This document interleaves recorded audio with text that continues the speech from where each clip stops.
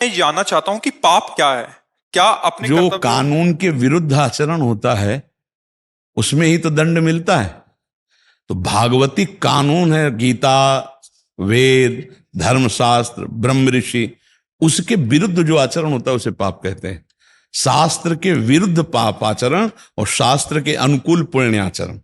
जैसे हमारी बहन है, स्त्री है, पत्नी है, वो भी स्त्री है, माँ है, वो भी स्त्री है, पुत्री है, वो भी स्त्री। चारों स्त्री स्वरूप हैं, लेकिन चारों के साथ हमारा व्यवहार बिल्कुल अलग अलग होगा, नहीं होगा। अगर वो चारों के साथ व्यवहार एक जैसा करता तो पापाचार है। चारों में भगवान बराबर है, चारों का स्त्री स्वरूप है, पर चारों का व्यवहार अलग अलग होगा, नहीं होगा। बेटी का व्यवहार एक अलग है, बहन का व्यवहार अलग है, माँ से व्यवहार अलग है, और पत्नी से एक अलग व्यवहार है। व्यवहार अलग अलग हुआ तो व्यवहार में जो शास्त्र विरुद्ध आचरण किए जाए, अरे बोले कितना पापी आदमी अपनी बिटिया की तरफ भी गंदी दृष्टि से देखता है, कहा जाता है ना पापी। धर्म विरुद्ध आचरण करना उसे पाप कहते हैं, और उसको दंड मिलता है भागवतिक। उसकी बुद्धि, उसका मन उसको जलाता है, और फिर उसको नरक आदि की यंत्रणा प्राप्त होती है, और इस लोक में बड़े भयानक भयानक उसको दंड मिलते हैं। एक्सीडेंट हो गया, चकनाचूर हो गई टांग, या गाड़ी में बैठकर जल गए, शीशा नहीं खुला, ये सब दंड ही तो मिल रहे हैं, पाप कर्म के दंड हैं। जन्म हुआ ऐसे वैसे, या भयानक कैंसर, भयानक रोग, ये पाप ही तो है ना, पाप कर्म का फल भोगना पड़ रहा है। समझ पा रहे हैं आप? धर्म विरुद्ध आचरण को पाप कहते हैं। जैसे अपनी पत्नी है, उसके प्रति काम भाव करो, पाप नहीं है, लेकिन दूसरे के प्रति काम भाव, वो आपका पाप हो जाएगा। किसी भी माता बहन की तरफ, किसी की भी तरफ करो, वो पाप हो जाएगा। तो आजकल पापे की वृद्धि ज्यादा हो रही है। अभी बॉयफ्रेंड गर्लफ्रेंड वाला जमाना, अब इसमें पाप ही नहीं समझा जा सकता। एक बार सनातन धर्म में जिसको हमने वर्ण कर लिया, आजीवन निर्वाह किया, हमारा भारत देश ऐसा, हमारा कोई विदेश वाली थोड़ी परिपाटी यहाँ की है। यहाँ तो तस्मात् शास्त्रम प्रमाणन्ते कार्याकार व्यवस्थित हो। क्यों भाई, समझ पा रहे हो आप? जी। अच्छा महाराज जी, हाँ। एक थोड़ा जिज्ञासा है। जी। अगर हमारे कर्तव्य करते हुए, जैसे हम कहीं कर्तव्य कर रहे हैं, कोई नौकरी कर रहे हैं, उसमें अगर कुछ काम करते हैं जिससे कोई मतलब अगले व्यक्ति को दुख होता है, वैसे मेरा काम है, हम वहां पे काम करते हैं, तो वो फिर कैसे उससे मतलब अब हमको समझना होगा। जैसे हम लोग कहीं भी काम कर रहे हैं, एयरपोर्ट पे कहीं किसी यात्री के साथ, वो मेरा कर्तव्य है, लेकिन उसको तो लगता है ये गलत है।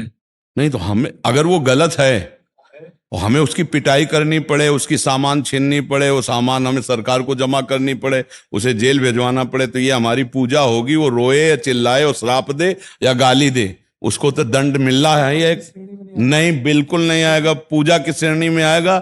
और हम कह रहे हैं हिंसा करना पाप है ना, लेकिन हमारे आर्मी के जवान सामने से आतंक आ रहा है और वो 10 20 50 को शूट कर देते हैं, तो वो पूजा हुई, अपराध नहीं, वो पाप नहीं है। क्योंकि वो अधर्माचरण करके लाखों को दुख पहुंचाने आ रहे थे, और उनकी ड्यूटी है कि देश की रक्षा के लिए उनको तुरंत शूट, उनसे पूछा थोड़ी जाएगा क्या आतंकवादी हो या साधारण आदमी, इतने तो गला काट देंगे। वो शंका होते ही उड़ा दो, क्योंकि सीमा के विपरीत आ रहे हो आप। हमारी सीमा में बिना सूचना के, बिना उसके विपरीत, तो हमारे अधिकार के अनुसार तुम्हें दंड दें। अब मान लो आप एयरपोर्ट में हो, अब कोई नाना प्रकार की सामग्री इधर उधर कर रहा है अधर्माद, अब आप सामग्री भी छीनेंगे, उसके ऊपर सजा भी लगाएंगे, आप उसको कानूनी दंड देंगे, तो ये आपकी पूजा हुई। राष्ट्र सेवा और ये भगवत सेवा दोनों मानी जाएगी, क्योंकि अधर्माचरण को रोकना, अधर्म प्रवृत्तियों का शासन, अब उसको तो बुरा लगेगा ही ना, तो उसका बुरा लगना, उसके कर्म का दंड उसको मिलेगा, उसमें आपको कोई पाप नहीं लगेगा। उससे मेरा जो मन व्यथित होता है ना, मतलब वो आप सही ज्ञान न रखने के कारण होता है। मन तो व्यथित अर्जुन का भी हो रहा था कि इनको कैसे मारे, हमारे दादा हैं, ताऊ हैं, भैया हैं, चाचा हैं, तो भगवान ने यही कहा मार इनको, काट, क्योंकि अधर्माचरण में सबको काट के फेंकवा दिया। तो उसी के लिए मैं मार्ग नहीं, बिल्कुल मार्ग, मन व्यथित ना, धर्म विरुद्ध आचरण मत करना। धर्म आचरण, अगर आपको अधिकार पद मिला है, हम इसीलिए बताया, आपको सरकारी अधिकार पद मिला है कि आप ऐसे ऐसे करें, और उसके समय आपको पिटाई करनी पड़ती है, वो जो दूषित पदार्थ लिए जा रहा है या धर्म विरुद्ध, कानून विरुद्ध पदार्थ लिए जा रहा है, उसको छीनना, सरकार को समर्पित करना, उसको दंड देना, उसको सजा दिलाना, ये आपका कर्तव्य है, आपको दुखी नहीं होना। उसमें आपको आनंदित रहना है। धर्म से चलने वाले को दुख नहीं भोगना है, दुखी नहीं होना है। ये तो समझना पड़ेगा, अपने कर्तव्य को समझना। दुखी होने के लिए थोड़ी है। मान लो डॉक्टर है, अब इतना बड़ा सड़न पैदा हो रही कैंसर के, वो काटेगा? अब वो कह दे कि मैं तो नहीं, उसका कर्तव्य, अगर वो दया करेगा, काटेगा नहीं तो पूरा शरीर नष्ट कर देगा कैंसर। ऐसे ही अगर वो अधर्माचरण करने वाला, कानून विरुद्ध स्मगलिंग करने वाला रोका नहीं जाएगा तो वो बहुत फैलाव करेगा, वो हमारे देश में बहुत प्रकार की हानि पैदा करेगा। तो ये ऐसा, जैसे वो डॉक्टर है ना, अंग काट करके और उसके पूरे शरीर को बचा रहे हैं, ऐसे 10-20 आदमियों को जो दूषित हैं उनको दंड दे के जेल भेज के आप लाखों का कल्याण कर रहे हैं। तो आप अपने कर्तव्य का पालन कर रहे हैं, ना कि अधर्माचरण कर रहे हैं। जी, आखिरी जिज्ञासा एक है। हाँ, बोलिए। प्रार्थना है आपसे, जी जो चीजें हमें दुख या सुख के रूप में मिल रहा है, जी वो पति पत्नी पुत्र धन, जी। जो भी नौकरी, जी वो मिलने के बाद अगर ज्यादातर दुख मिल रहा है और हम अभी जो शरीर हमने पाया है, इसमें हमने देखा है कि हमने कुछ नहीं किया, किसी को सजाया नहीं, कुछ नहीं किया, कोई घूस नहीं लिया, किसी के साथ रंग भेद हाँ, नहीं। अब इतना को उत्तर ले लो, फिर आगे पूछ लेना। अगर हमारी पुरानी फसल जिस अन्न की हुई है और अब नई फसल हमारी बहुत बढ़िया क्वालिटी की है, लेकिन खाना तो हमको पुराना माल पड़ेगा। अब नई फसल जब कटेगी तब आएगी। समझ रहे हो? तुम तो पाप किए हो कि नहीं तुम जानो, लेकिन हम जिंदगी में पाप किए हैं कि नहीं हम जानते हैं। बचपन से बाबा जी दोनों किडनी फेल हैं। पूर्व का, ये हमारे पूर्व का काम है। भीष्म जी कहते हैं अखंड ब्रह्मचारी हो, जिंदगी में कोई अधर्माचरण पाप किया नहीं, 6 महीना से बाणों की सैया में पड़ा हो, तो भगवान ने कहा 100 जन्म के आगे देखो, बहुत लंबा रजिस्टर जमा है। पूरे रजिस्टर को आग लगा दी जाए, वो केवल भगवान ही लगा। अहम तो हम सर्व पापेभ्यो मोक्षयिष्यामि मां तो सोचा। उसके लिए मार्गदर्शन करें महाराज। तो इसको अब नाम जप के द्वारा मिटाया जा सकता है। विचलित होकर जो गलत काम करते हैं ना, मतलब उसके प्रभाव से। नहीं, गलत काम तो ना करो, उसके प्रभाव से ऐसा नहीं है। नहीं नहीं नहीं, उसको सहो। जो हमारा पूर्व का पाप कर्म का फल आया है उसको सह लो और डटे रहो अच्छाई की तरफ। तो उसको सहकर जब आगे वाली फसल आएगी, वो आनंद में डुबो देगी, वो सुख में डुबो देगी। देखो, हम कई बार सत्संग में भी कहा है और एकांतिक में भी कहा है कि इसका नाम पहले जहां आप हो उसको जान लो। पहला नाम है मृत्यु लोक, नाम है ना, मतलब सब मरेंगे, चाहे संत हो चाहे असंत हो, चाहे अच्छे कर्म करने वाले हो चाहे बुरे कर्म करने वाले हो। पहली बात है, यहां सब मरेंगे। और दुखालयम अशाश्वतम, गीता जी में लिखा है। संसार को क्या कहा गया है? दुखालयम। तो जैसे मिठाई की दुकान में मिष्ठान मिलेगा, औषधालय में औषधि मिलेगी, ऐसे इसका नाम दुखालय, इसमें दुख ही भोगना पड़ेगा। चाहे जितनी उन्नति हो चाहे जो कुछ हो, दुख भोगना पड़ेगा। सुख कैसे लें? तो सुखालय है भगवान, जो आनंद सिंधु सुख राशि, सीकर तय त्रैलोक सुपासी। उनका नाम जप करते हुए आए हुए पूर्व के दुख को हम भोग लेते हैं।